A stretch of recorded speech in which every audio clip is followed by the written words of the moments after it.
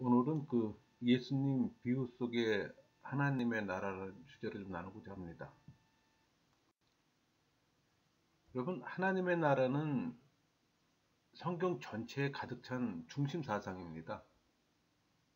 그러니까 하나님 나라는 창세기부터 그 나라의 통치와 영역을 말하면서 또 각 시대마다 선택되어진 종들을 통해 또 선포되었어요. 그러니까 하나님 나라에 대한 이 말씀은 공간 복음에 와서 절정을 이뤄요.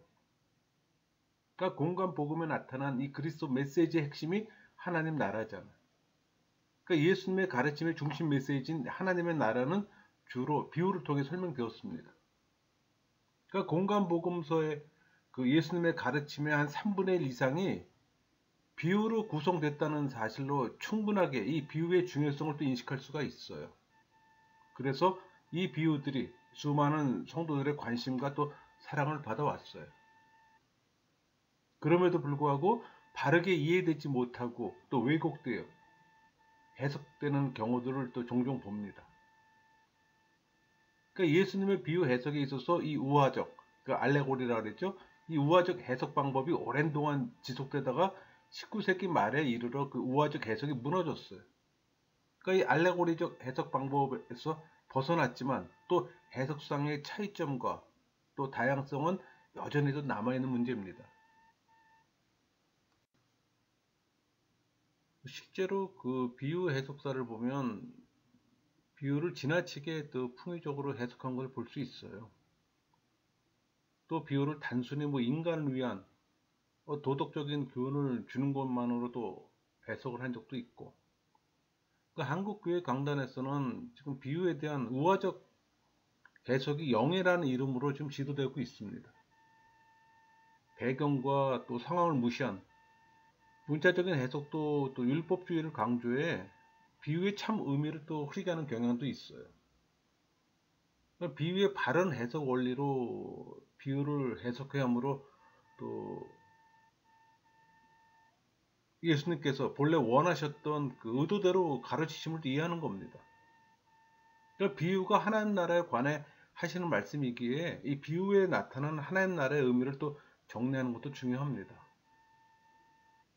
왜 예수님께서 비유로 말씀하셨는지, 이 비유 사용의 목적을 또 드러내기 위함과 감추기 위한 목적으로 또 예수님의 비유만이 가지고 있는 특징을 좀 말하고자 합니다. 먼저 전제할 것이 있어요. 성령의 어떤 영감성을 부인하고 비평하는 이 자유주의적 입장을 거부합니다. 성경의 영감성과 통일성을 믿으며 또 성경을 정황무한 하나님 말씀으로 믿는 입장에서 논리를 전개하고자 합니다.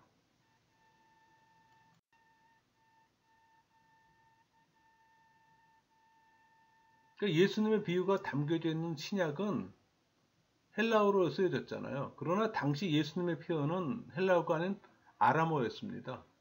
사용했던 언어가 아람어였기 때문에.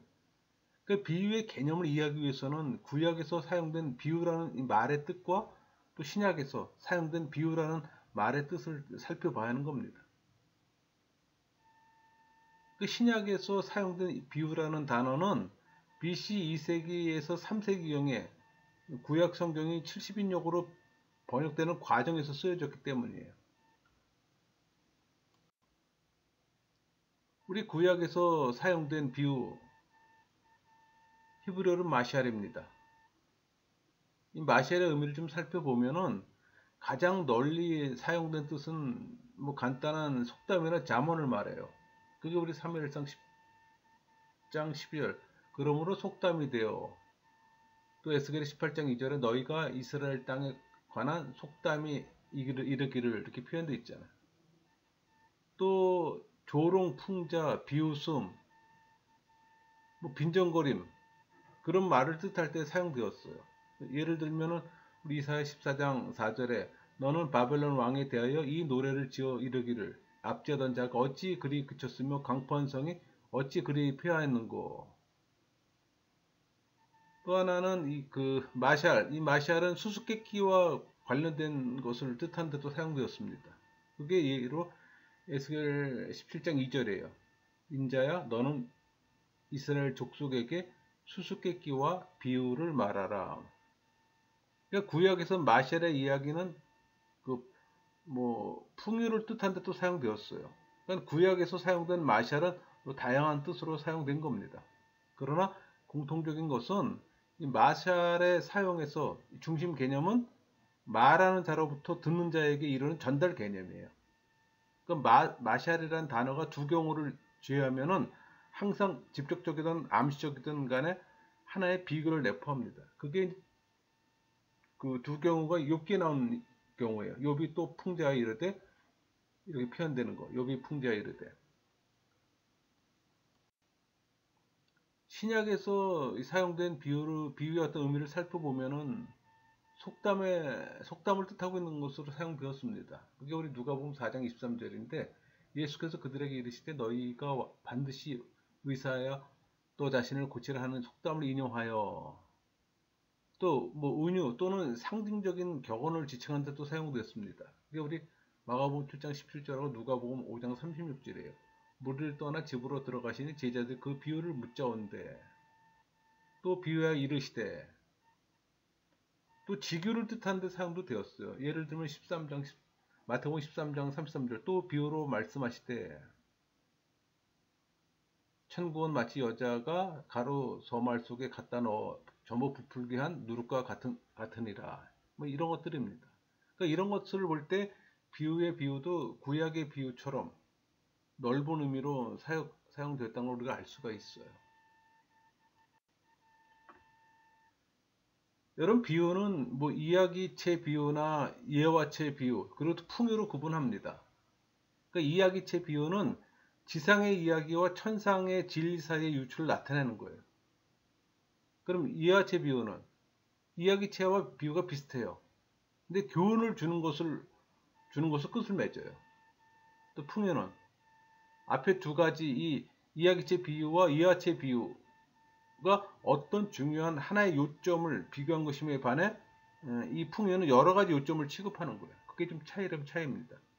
그러니까 공간 복음서의 비유를 형태면에서 진정한 의미에서의 비유, 그러니까 이야기체 비유, 이야체 비유로 분류가 가능해요. 그러니까 결론적으로 이 신약의 비유는 구약의 비유, 그러니까 우리 마샬이죠. 그 구약의 마샬에서 한 걸음 더 나아가 이 내용적인 면에서 일상생활 중에 일어나는 뭐 사건들이나 어떤 사물들을 하나님 나라와 관련해 나타내고 있는 것들이 많아요. 여러분 예수님 비유란 뭐 일반적으로 천상의 의미를 가진 지상의 이야기라고 보통 말합니다. 근데 이 비유의 살인적 의미는 뭐 어떤 진리나 교훈을 전달하기 위한 뭐 짤막한 풍의적 이야기, 또 진리를 예증하기 위해 일상생활의 사건들을 사용하는 간단한 이야기, 이렇게 살인적 의미를 갖고 있어요. 그러나 우리 성경 속의 비유란 일상생활이나 상상적인 사건을 통해서 도덕적이고 영적인 진리를 비교해 전달하기 위한 말의 표현이에요. 여러분 그 예수님의 비유 사용 목적은 우리 마태복음 13장 10절에서 15절의 해석을 통해서 잘 드러납니다. 그러니까 비유의 사용 목적은 하나님 나라의 진리를 지상의 이야기나 은유적 표현을 통해 사람들에게 가르치기 위함이에요. 그런데 문제는 이 비유를 사용한 목적이 하나님 나라를 가르치고 교훈하기 위한 의도와 함께 또 그 내용을 감추기 위함도 있다는 사실을 우리는 본문에서 발견할 수가 있어요. 그러니까 예수님께서 비유를 듣는 사람들에게 진리를 가르친 후에 진리를 명확하게 밝히기 위해 예증으로 비유를 사용하신 것을 알 수가 있어요. 그러니까 예를 들면은 그 선한 사마리아 사람의 비유 있잖아요. 그건 사실 내 이웃을 사랑하라는 교훈을 감동적으로 예증해 준 겁니다. 그 반면에 탕자의 비유는 죄인을 용서해 주시는 하나님의 은혜로운 사랑을 통해 바리새인과 서기관을 책망함을 또 볼 수가 있어요. 또 예수님께서는 이 비유를 사용해 또 진리를 예증함으로 또 구원의 메시지를 명확하고 간결하게 계시하셨다고 볼 수 있어요. 그러니까 예수님은 이 비유를 통해서 천국에 관한 여러 가지 것들을 또 허락한 자들에게는 계시하신 걸 또 볼 수가 있는 거예요. 그 말은 하나님께서 예정하신 사람들에게 하나님 나라의 비밀을 알게 하신 겁니다. 또 한편으로는 다른 사람들에게 진리를 숨기려고 또 비유를 사용하셨어요. 관심 있는 자로 말씀을 받아들일 준비가 된 자와 관심이 없고 오히려 배척하는 자들을 구분하는 거예요. 그러니까 믿는 자들에게는 알리고 믿지 않는 자들에게는 숨기는 겁니다. 그 말은 진리와 구원에 대한 이 영적 갈급함이 없는 이 무관심한 외인들에게 대해서 진리를 은폐시키는 거예요. 그러니까 그들이 봐도 알지 못하는 거예요. 결국 그들이 회개하지 않고 죄 용서 받지 못함을 알 수가 있는 겁니다. 그러니까 비유는 관대하신 하나님의 교훈이기도 하나 동시에 거룩한 심판관의 또 엄숙한 선언이기도 해요. 여러분, 예수님 비유에 대한 이 해석법을 우리가 이해하고자 할 때 교회사를 통해 지금까지 그 예수님의 비유가 어떻게 해석되어 왔는지를 또 알아봄으로써 많은 걸 배울 수가 있어요. 그러니까 성경에서 비유만큼 잘못 해석되는 것도 드물어요. 그것은 비유의 근본 원리를 잘못 알기 때문이에요. 이 비유 해석의 역사를 초대교회 교부부터 비유 해석을 살펴보고 또 과거 역사에 입각해 바른 해석의 원리를 좀 찾고자 합니다. 그러니까 우리 초대 교회사를 보면 초대 교부 시대 때 이 구약을 풍의적 해석 방법을 사용했어요. 그래서 예수님 비유들 속에 숨겨진 의미를 찾기 위해 풍의적으로 해석했다는 겁니다. 또 이레네우스나 클레멘트나 이 터툴리안, 이 알렉산드리아 학파에서는 비유를 풍의적으로 해석하고자 노력했어요.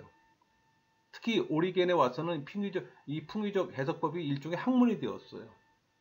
오직하면 오리겐은 데살로니가전서 5장 23절 그걸 인용했어요. 여기 보면은 또 너희의 온 영과 혼과 몸, 이 3분설을 하잖아요. 3분설을 주장하잖아요. 이 알렉산드리아파는 3분설입니다. 근데 우리 개혁주의는 2분설이에요. 그러니까 이 3분설에 적용해서 문자적, 도덕적, 영적 의미를 내포한다고 봤던 겁니다. 그러니까 오리겐 그 3분설을 주장하는 오리겐의 예를 들면은 겨자씨 비유에서 이 겨자씨는 문자적으로 실제적인 겨자씨를 말하고 영적 의미로는 하나님의 왕국을 말한다고 주장했어요. 이 풍의적 해석은 또 서방의 어거스틴에 와서 또 최절정에 달합니다. 그러한 예로 이 어거스틴에 있어서 선한 사마리아 사람에 대한 해석을 좀 살펴보면은 여러분 우리 그 선한 사마리아 여리고를 내려가는 사람 있잖아요. 환란 당하는 사람이죠. 그 사람이 아담이에요. 또 내려오기 이전에 예루살렘은 또 하늘나라고. 또 여리고는 우리의 도덕성을 상징하는 달이고. 또 강도들은 마귀와 그의 귀신들이고. 또 옷을 벗겼다는 것은 또 영생을 뺏겠다는 거예요. 또 그를 때렸다는 것은 범죄하도록 그를 설득했다는 것이고. 거의 죽은 채로 버려두면 또 죄로 인해 영적으로 죽었다는 거예요. 그러나 하나님께서 하나님께 대한 지식으로 반쯤 살아났다는 뜻이에요. 제사장은 구약의 제사 제도 율법을 또 의미합니다. 레위는 구약의 그러니까 선지자를 의미하는 거예요. 그러니까 선한 사마리아인은 그리스도를 뜻하며 상처를 씻어주는 것은 죄의 억제를, 또 기름은 소망의 위로를, 또 포도주는 영적 인에 대한 권면을, 또 두 데나리오는 사랑의 계명을 뜻하며 또 주막주의는 사도 바울이고 또 선한 사마리아 사람의 돌아옴은 그리스도의 부활을 뜻한다고 했어요. 지금 들으면 좀 황당하죠? 그러나 그 당시에는 그렇게 해석을 했어요. 여러분 이걸 설교에 적용하면 여러분 어떻게 받아들이겠어요? 그것을 설교하면 신령한 색다른 해석이라고 받아들이겠습니까? 근데 간혹 과거에 이런 책을 보다가 이걸 발견하고서 이걸 또 적용하는 분들이 있어요. 강단에서 적용하는 분들이 있어요. 그게 이제 또 문제가 되는 거죠. 여러분 알렉산드리아 학파의 풍의적 해석에 반대해서 수리아 안디오 학파는 문자적 해석을 주장했어요. 그러니까는 그 안디오 학파 같은 경우는 이시도르나 바질, 데오데, 크리소스톰 대표적인 학자들입니다. 특히 크리스토스톰은 그 이상의 어떤 것으로 공연히 바꿀 필요가 없다고까지 말했어요. 그러나 이런 안디오 학파의 문자적 해석 방법보다는 비유 해석에 있어서 아까 말씀드렸던 알렉산드리아 학파의 풍의적 해석 방법이 중세 시대에 더 영향을 줬어요. 또 중세기 동안 교회 학자들의 주된 관심은 성경 해석보다는 오히려 교리 신학에 있었어요. 그러니까 예를 들면은 우리 갈라디아 4장 22절 이하 22절에서 26절까지 말씀에 나타나는 예루살렘 네 가지로 해석을 했어요. 그러니까 예루살렘을 문자적으로는 유대 사람의 수도, 도덕적으로는 인간의 혼, 영적으로는 그리스도의 교회, 또 신비적으로는 모든 사람의 어머니가 되는 하늘나라의 성을 또 의미한다고 봤습니다. 또 중세의 마지막 대표자인 토마스 아퀴나스, 그의 신학 대전에서 또 알레고리적 해석 방법을 변호했어요. 근데 여러분 이 토마스 아퀴나스 신학 대전은 우리 개신교의 그 기독교 강요에 버금가는 카톨릭 대표적 교리서입니다. 그러니까 알레고리 해석으로 교리를 풀어주면 어떤 결과가 나올까요? 그래서 이 카톨릭은 경계가 없는 자유주의 수준인 겁니다. WCC도 그런 차원에서 생성된 거예요. 그래서 개혁주의에서는 이런 토마스 아퀴나 신학 대전 같은 경우는 인정할 수가 없는 거죠. 또 종교개혁 시대에 와서는 이 종교개혁자들이 비유 해석에 있어서 또 중세와 또 결별을 선언합니다. 그러니까 새 걸음을 내딛는 거예요. 그러니까 마틴 루터는 중세의 개념을 거부했어요. 또 성경을 풍의적으로 해석하는 자들을 뭐 원숭이의 잔재주의 연출하는 요술쟁이라고 또 매도했고, 낡아빠진 넝마조각, 뭐 추잡한 찌꺼기라고 이 우화적 해석을 또 비난했습니다. 또 그는 성경은 근본적으로 하나의 또 의미를 갖고 있고 또 그 의미 속에서 발견되어야 된다고 말했어요. 또 칼빈도 비유 해석은 강조점을 나타내는 명료함이 있다고 이 풍의적 해석 방법을 또 반대했습니다. 그래서 칼빈의 저서 공간복음서의 조화에서 자유의지 지지자를 위해 고안된 이 풍의적 해석 방법은 너무 쓸모가 없기 때문에 대답할 필요조차도 없다고, 또 자기 마음대로 비유를 변형시키지 말고 성경에 대한 경외심을 가져야 한다고 또 주장했습니다. 또 그는 선한 사마리아 사람의 이 비유는 풍의적으로 해석해서는 안 된다고 잘라 말했습니다. 그 비유의 중요 목적을 전 인류를 향해 행하는 사랑으로 보여주기 위한 것이라고 또 말했던 겁니다. 그러나 루터와 칼빈 이후에는 또다시 풍의적 해석이 강하게 일어나는 걸 또 볼 수가 있는 겁니다.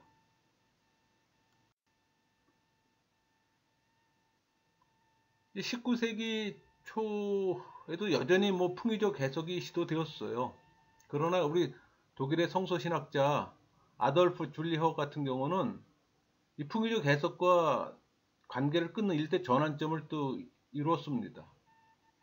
그는 이 비유는 단지 하나의 의무를 나타내는 것이라고 또 주장했어요.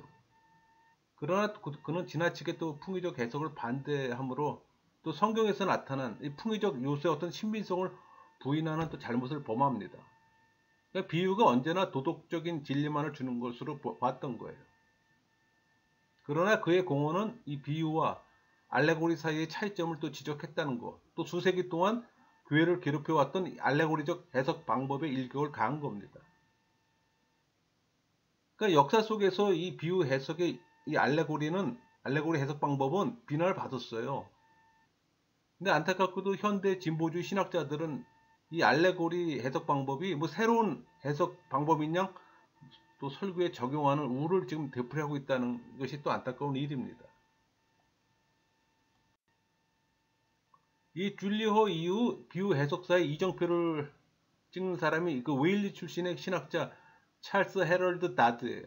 또 그의 저서에서 이 비유를 예수님께서 오늘날의 청중에게 말한 것이 아니라 1세기에 살았던 사람들을 대상으로 했기 때문에 이 비유를 바르게 해석하려면 무엇보다도 그 비유의 삶의 정황 안에서 봐야 된다고 주장했던 겁니다.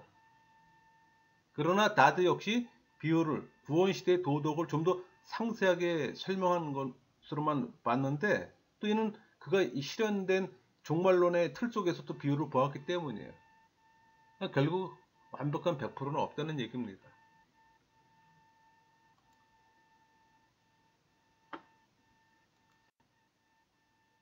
또 독일의 그 루터교 신학자 요아킴 예레미야스는 그 이스라엘의 지형, 문화, 관습, 종교, 언어에 대한 방대한 지식을 갖고 예수님의 비유에 대해 연구를 해 이 비유들의 원상 형태를 찾고 노력했어요. 그러나 또 그로 인해 그는 주님의 많은 말씀들을 이 초대교회의 또 산물로 또 만들어 버렸습니다. 그러니까 성경이 성령의 영감에 의한 말씀이라는 것을 또 부정하는 잘못을 또 범했어요. 또 최근에 와서는 구조주의적 측면에서 이 비유를 해석하는 경향과 또 심리주의적 측면에서 해석하려는 경향이 있으나 또 큰 진전은 또 없습니다. 그러니까 우리가 폭넓게 해석 방법의 장점을 수용해서 극단적인 생각을 또 피하고 가능한 한도에서 비유의 역사적 배경, 곧 비유에 나타난 종교, 사회, 정치, 지리, 환경의 배경을 분석하고 예수님이 말하고자 하는 중심 진리를 찾아야 합니다. 그리고 오늘날 우리의 삶에 적용시켜 이 비유 속에서 말씀하시는 주님의 음성과 말씀의 근원이 되시는 또 그리스도를 만나도록 힘써야 하는 겁니다. 그래서 다음 시간에 그 비유 해석 원리를 좀 나누고자 합니다. 말씀을 마치겠습니다.